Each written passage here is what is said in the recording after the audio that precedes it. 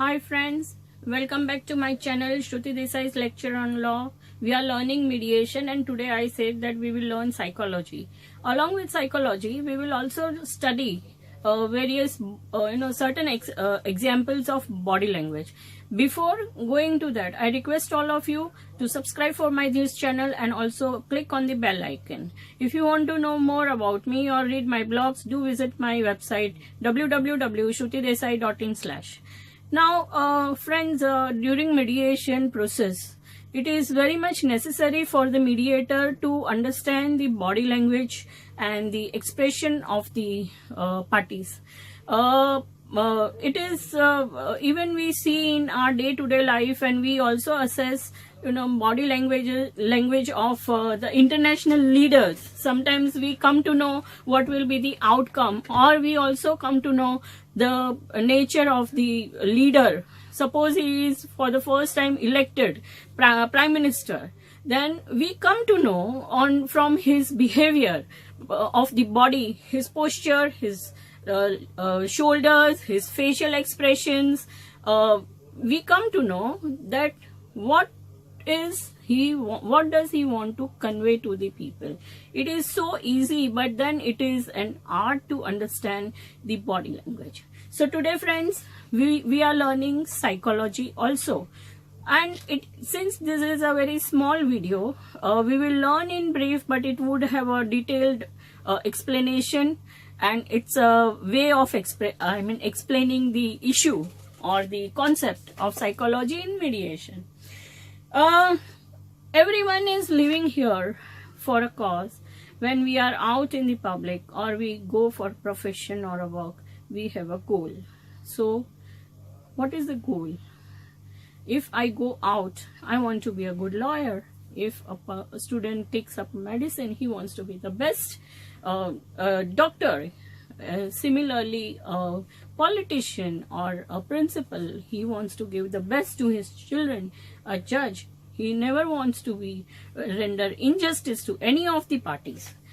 But at the same time, we have to be alert that nothing goes wrong from the dais. So this is for the judiciary. Even in the surgery room, the doctor sees that he performs his best and saves the life of the patient. It is always his wish that nothing goes wrong with his hands, because he is messenger of God and he gives a new life to the patient. So chartered accountants, it is his duty to not to avoid taxes, but at the same time he should see that his client is not overtaxed. So these are all aspects a professional in a life takes care. A mother, she wants always his child to be healthy, wealthy, successful, or a good life. She never wants her child to be lagging behind or a failure. She can't see failure of her child. So there is always a goal. Every person who is doing his duty or a work has a goal. In the morning, when we see corporation, this van comes to collect our to collect our bins. At that time, their goal is to keep the area or the Bombay city clean. So when an auto driver drives, he wants to put you from he wants you to reach your destination in time. The train driver wants that train reaches safely at its final destination. Even the pilot wants that he doesn't confront any problem while flying or landing the flight. He wants all the passengers to be safe. So we have a goal or a responsibility, whatever work we do. Similarly, a cook or a security man or a policeman, everyone has a goal. Someone, now we want that some good lawyer or a dashing lawyer, He wants to also become a senior counsel or a world-renowned counsel, or he wants a job in UN, or he wants recognition as an international lawyer. There are so many things in life. So, first thing is goal. The second thing is target.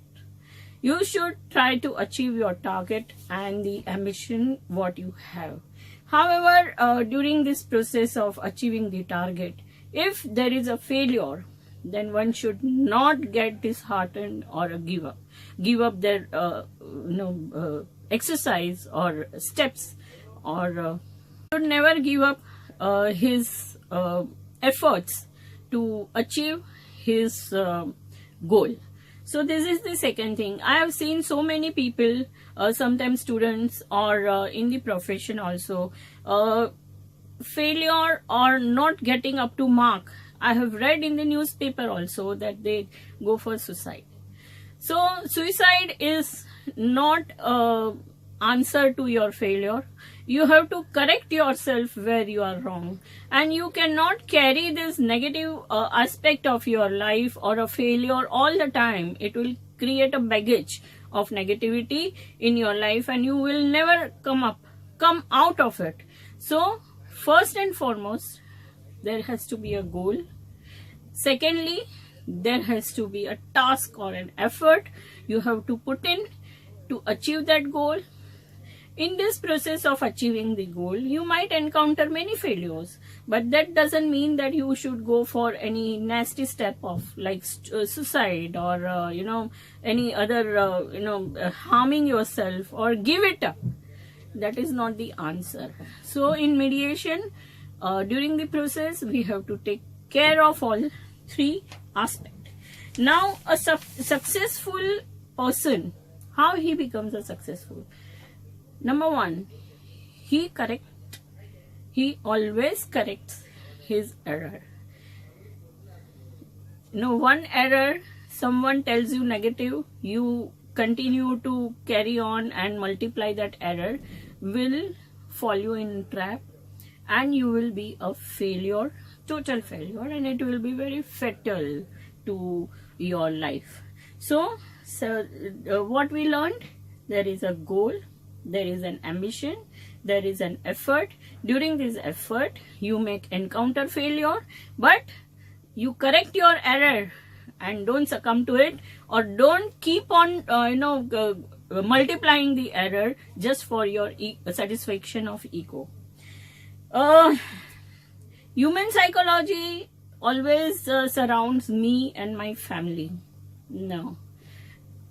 In India, for a number of years, until I can say 90s or 95, there was something like joint Hindu family.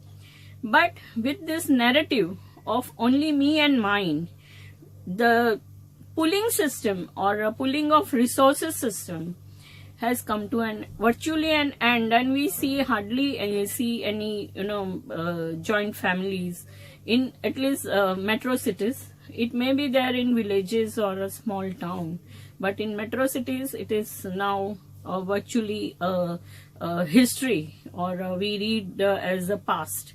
So this has affected our system so much, because in joint Hindu family, kids were looked after properly, even if the female folks are working. So elders used to look after the kids or grandchild. But now it's a system of servants and governance. So this is a sort of psychology of society, what we have changed from where to where. Whether we should correct it or not, it is up to us, and it will be symbolic. Somebody has to set an example, and it can come from the people who has the large followers. So next, what we have to learn in psychology, this is present. Forget about the past. He has done this, she has done this, she did not do this, she has hurt me, she has taken my share, he has taken my property. It's all in past. Don't carry your past with your present and future, because your present and future will get affected. So when you come for mediation, come for solution and not with the problems or the past. When you enter the chambers for settlement, don't come with your past baggages. Yes, you can narrate, but then be ready for change. Be ready for change and to accept the change. Then only you will be able to succeed and settle the matter. Now, we always have negative feedback. I mean, in a joint family, or when, there is always a feedback somebody gives constantly. This negative all the time makes it positive. A person tries to feed in the mind, it gets feeded even though it's wrong. There was a story where a person was kept in a room where everything was made of cobra. He was kept in that room for 7 days, and then when he came out, thinking, and his blood was tested, it had impact of cobra poison.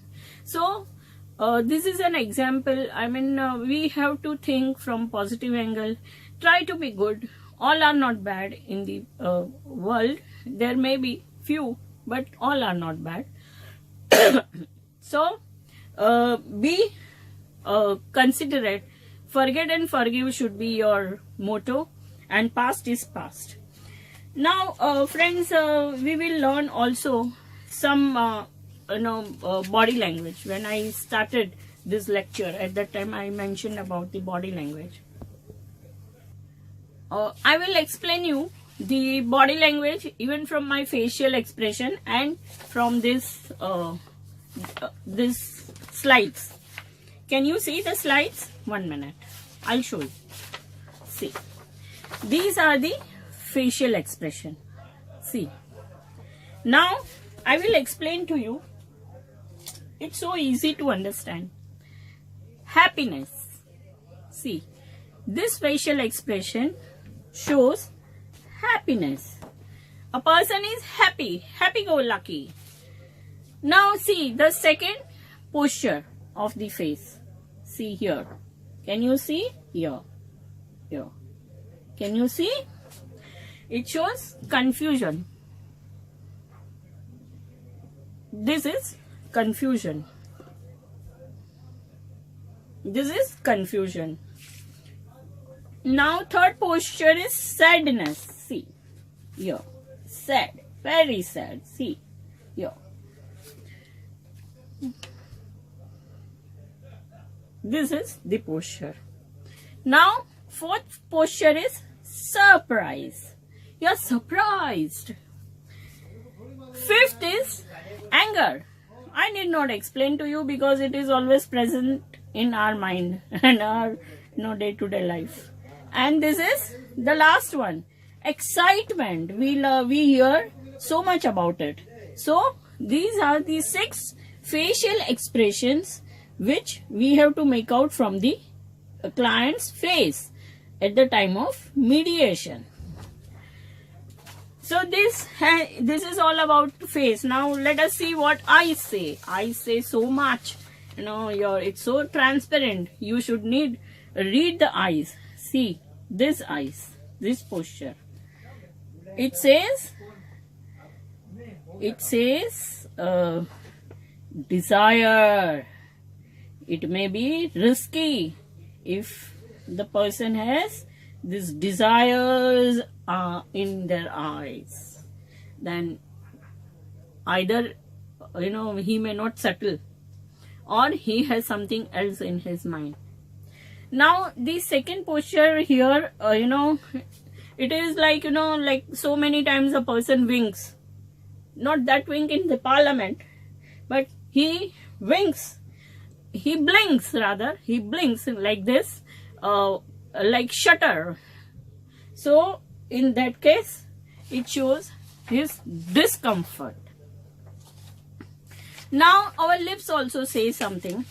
See, I'll show you. lips, we have seen so many people biting lip like this. See, can you see? Yeah, see. Now this, it shows worries. You are thinking too much and you are anxious. That is the, like this. See the bite. Okay. Now there is another lip like this, tight lip. See, tight lip. So tightening of lip is showing the discomfort, disagreement or distrust. Now we can also understand a person's relationship from the distance. See, this is the distance. Here you have to bring these two people to shaking hands. We have to bring them together. See here, husband and wife. 4 feet is the distance.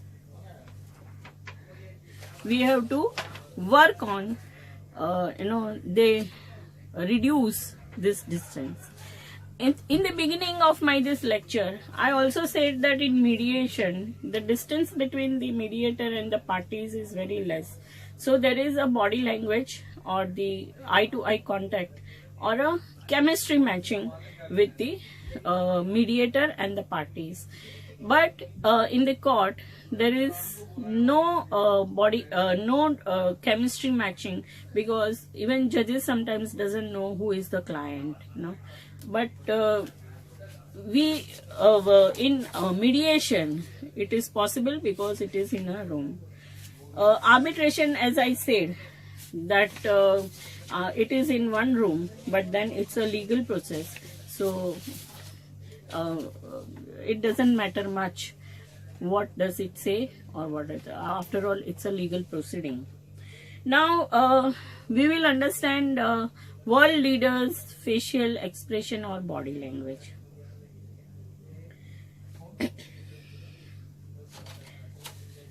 See, these are the 3 famous president of USA. See, Ronald, right?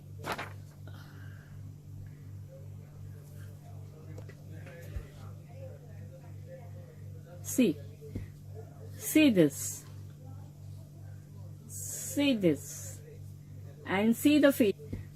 See this, and see the facial expression. It shows their dominance.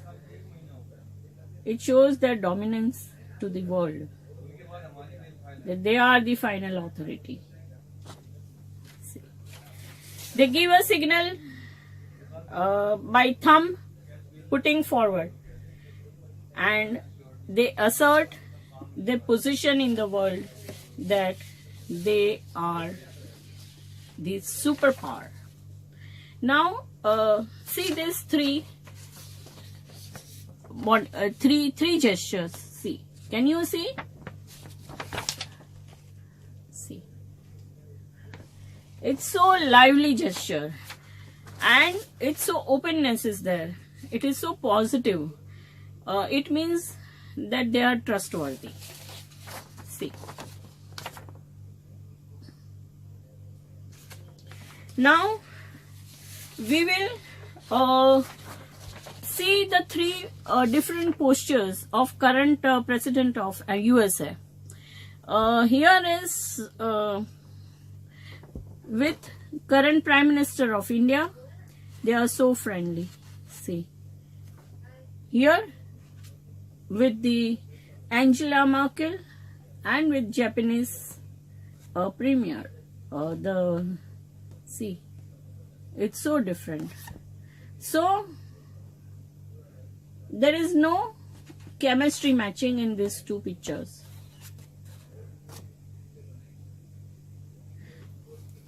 So your body speaks your language, your internal thought process, and your eyes, your lips, your hands, your shoulder, your body posture. It reflects your mind. So be careful next time when you behave. Keep it in your mind that you don't express what is passing through your mind. Till then, we'll stop here.